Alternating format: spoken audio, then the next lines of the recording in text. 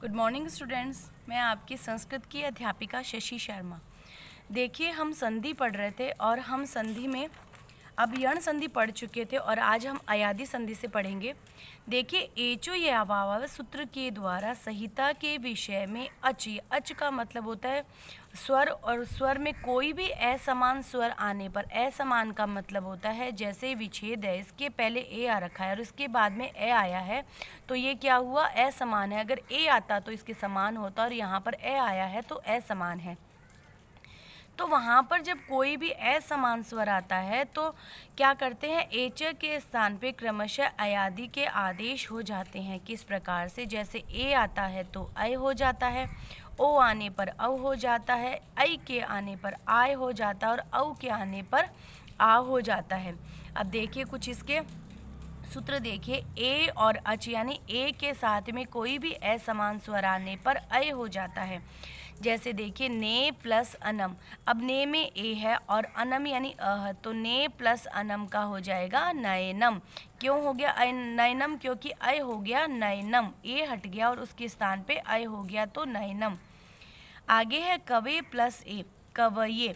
अब देखिए, ए हट गया और यहाँ पर अय हो गया तो कवये।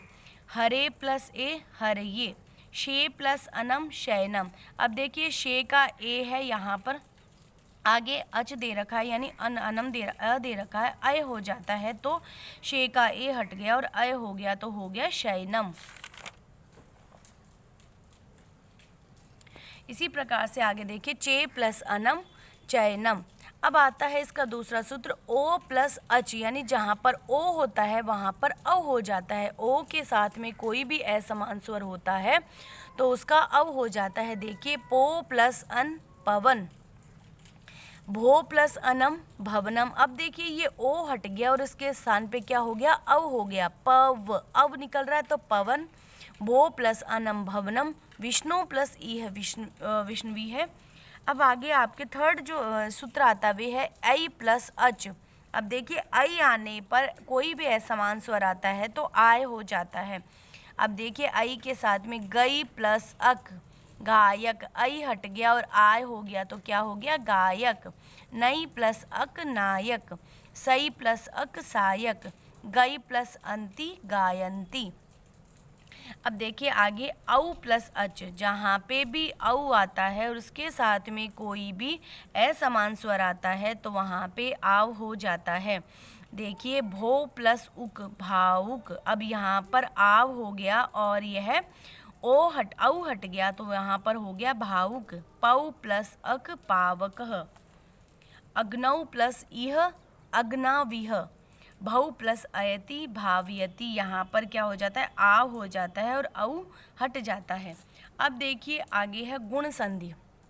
अब देखिए, गुण संधि क्या क्या है, आद गुण सूत्र के द्वारा संहिता के विषय में अ और आ वर्ण से परे यानी ई उ री वर्णों में से कोई भी वर्ण होने पर पूर्व पर वर्णों के स्थान पर गुण एकादेश होता है। इनके उदाहरण देखिए, एकादेश किस प्रकार से होता है, जब कोई भी ई उ री कोई भी वर्ड दे रखा हो तो वहाँ पर क्या हो जाता है, ये तीनों वर्ड हो जाते हैं। उसके हम कुछ नियम देखेंगे अभी सूत्रों के हिसाब से।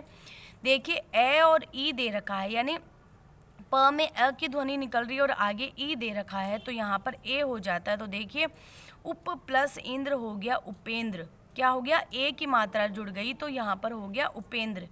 आगे है गज प्लस इंद्र, अब गज में भी अ निकल रहा है और आगे ई दे रखा है तो गज प्लस इंद्र का हो गया गजेंद्र। न प्लस इति नेति, देव प्लस इंद्र देवेंद्र, राम प्लस इतिहास रामेतिहास। इसी प्रकार से देखिए, आगे आ प्लस ई दे रखा है और आ अगर दे रखा है आगे ई दे रखा है तो वहाँ पर उसका ए हो जाता है। जैसे महा प्लस इंद्र का होगा महेंद्र, क्यों, क्योंकि ए हो गया यहाँ पर, आ और ई का ए हो जाता है तो यहाँ पर महेंद्र हो गया। तथा प्लस इति तथेति, यथा प्लस इष्ट यथेष्ट। अब देखिए इसका आगे, अ प्लस ई ए हो जाता है, गुण प्लस ईश गणेश, सर्व प्लस ईश सर्वेश, सुर प्लस ईश सुरेश, दिन प्लस ईश दिनेश। अब ये क्यों हुए, देखिए अ और ई, यहाँ पे अ की ध्वनि निकल रही है तो यहाँ पर हो गया ई, और आगे बड़ी ई की दे रखी है तो ये हो जाता है ए, तो यहाँ पर सब में मात्राएं लग जाएगी, यहाँ पर हो गया ए। अब आता है आ और ई, आ और ई के साथ में ए बन जाता है रमा, आ और ईश का ई, तो यहाँ पर बन गया रमेश। गंगा प्लस ईश्वर, गंगा का आ और ईश का ई मिलकर बन गया ए, तो गंगेश्वर। उमा प्लस ईश, उमा का आ और ईश का इश, ईश का ई, तो यहाँ पर बन गया उमेश। महा का आ और ईश का ईश, तो बन गया महेश। आपको यह कार्य अपनी नोटबुक में करना है। धन्यवाद।